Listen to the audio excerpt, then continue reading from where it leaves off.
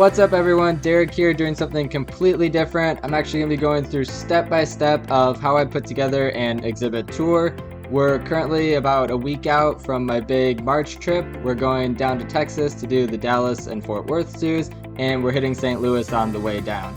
So the first thing to do is actually decide what exhibits we're going to be filming. For St. Louis, the obvious choice is of course the River's Edge. That's kind of their biggest exhibit there, but I'm actually not going to be doing that one for a couple reasons. I do want to do it eventually, but I'm just not convinced I can get enough footage in just one visit to really do it justice. I'm also already planning to do a lot of other bigger exhibits this year that will be longer tours. So for St. Louis, we're actually going to do a couple smaller areas. You know, it's always nice to shine the spotlight on a smaller exhibit that might not always get as much attention. The first one that I think is an obvious choice is the Penguin and Puffin Coast. I don't think I've featured cold weather penguins or puffins before, so it'll be something different and it should be very manageable to film. And then if you're watching this, you already know I've decided to do the Cypress Swamp, which again, if you've seen the main video, you know why, because that flight cage literally started the St. Louis Zoo, which I think is really cool to share.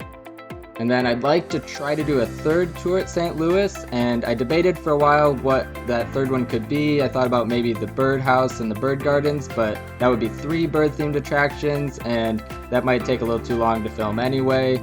So what I eventually settled on was Big Cat Country, which is part of the Red Rocks, so I'll be able to show off part of that area. And the St. Louis Zoo has tiger cubs right now, which would be really cool to show. And then it's not supposed to be too warm when we're there, so hopefully all of, or at least most of, the cats will be pretty active. So now that we know what we're filming, something I'm trying to do a little bit more of this year is some pre-visit planning. In the past, I would kind of just go film it and see what I ended up with, but now I'm kind of taking a look at what species an exhibit has and how many times I've featured those species before, to know which ones I might want to focus on more for this tour.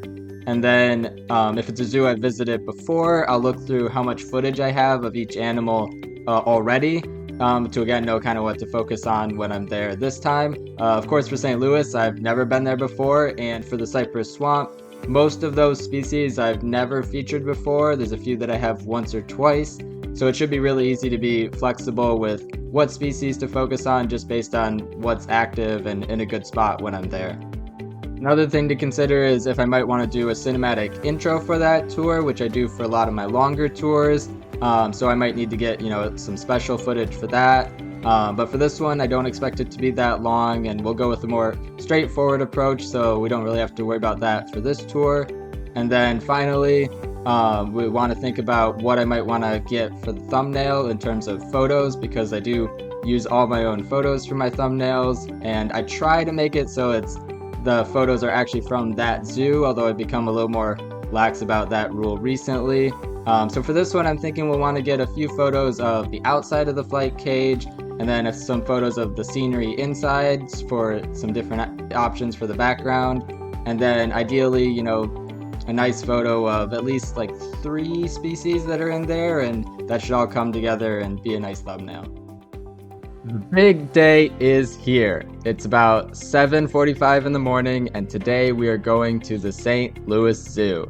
So it looks like it's gonna be a little cooler today, so we might miss a few species, but hopefully those that are outside will be more active, and maybe it'll keep the crowds away. So before we get going, I wanted to quickly run through how I approach filming an exhibit. So basically, I break my footage down into 2 categories. I have walkthrough footage and animal footage, which you may recognize from the dates at the start of all my tours. For walkthrough footage, it's pretty simple. We're gonna take a panning shot, or at least one panning shot of each exhibit, and then some walking shots to show kind of the movement between exhibits, and then maybe a few special shots of signs or other displays, so that we can talk about non-animal features or to use in intros and stuff like that. And then animal footage is the one that I'm trying to do a little more preparation for ahead of time this year. In the past, again, I would kind of just go and film whatever was active and see what I had at the end of the day. But now I'm doing a little more thought ahead of time as far as what species I might want to focus on for this tour, and we can make a little bit of an extra effort to try to get footage of those species. Obviously, it's still somewhat depends on what's active, but maybe there's an animal we'll try to hit that exhibit multiple times if necessary, or just make more of an effort to get creative with getting footage of a less active animal. So with that said, let's go!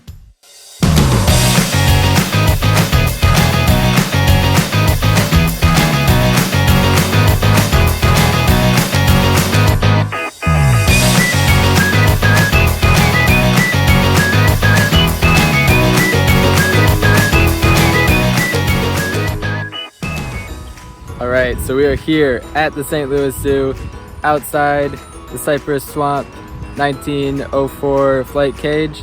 Let's go film it.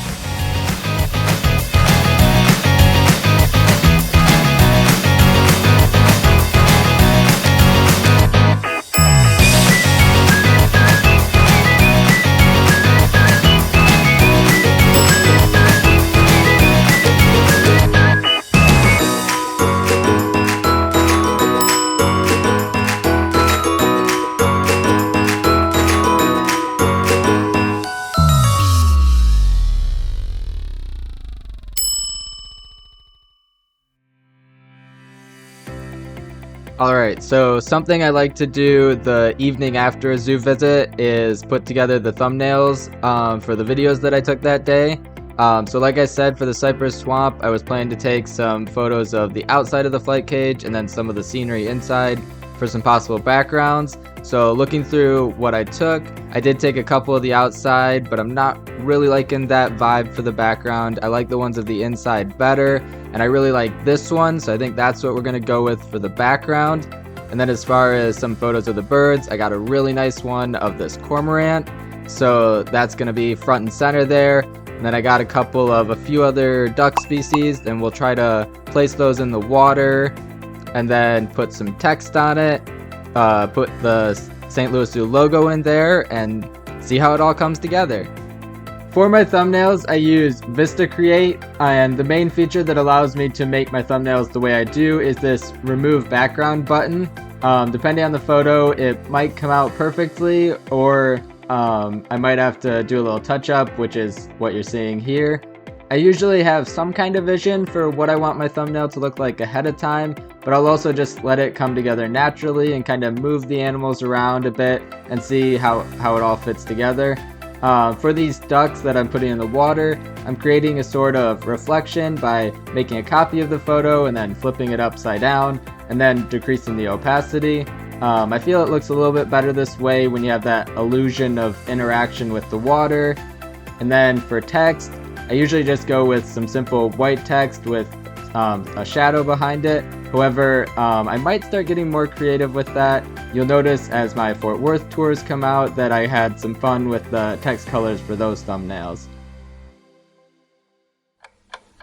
The next step in the process is to write the script for the tour. I always start every tour with an introduction of the exhibit and the zoo as a whole if it's my first tour of that zoo. And because I don't expect this tour to be too long, and also it is my first tour of St. Louis, we're going to do a bit of an extended intro and break down each area of the zoo, and then I'll go into an extensive history of the 1904 flight cage and the World's Fair. After that, we'll give a quick description of what the flight cage looks like now and discuss the current species. Deciding what facts to share about each species is probably the toughest part of my script writing. Occasionally I'll have an idea of what I want to talk about beforehand, maybe based on what footage I have, but more often than not I just end up Googling a species and looking for facts and see what catches my eye as being particularly interesting. And then once we're done with that, we'll finish things up with a quick outro, and I like to try to tie everything together nicely with just a well-chosen sentence or two. Now that the script is done, it's time to do the narration. I got a new microphone last December after my new computer and my old microphone decided that they absolutely hated each other. So now I'm using a HyperX Quadcast, which I think is working a bit better. Outside of that, I don't think I really need to go into detail on what narrating is like, since it's mostly just me alone saying things very excitedly. From there, it's about putting together the video clips and the music, on-screen text, transition, and other little details. I use Wondershare Filmora to put together my videos. Adding the video footage is pretty simple because my scripts are written to fit my walkthrough and animal footage, so it's just a matter of connecting those puzzle pieces.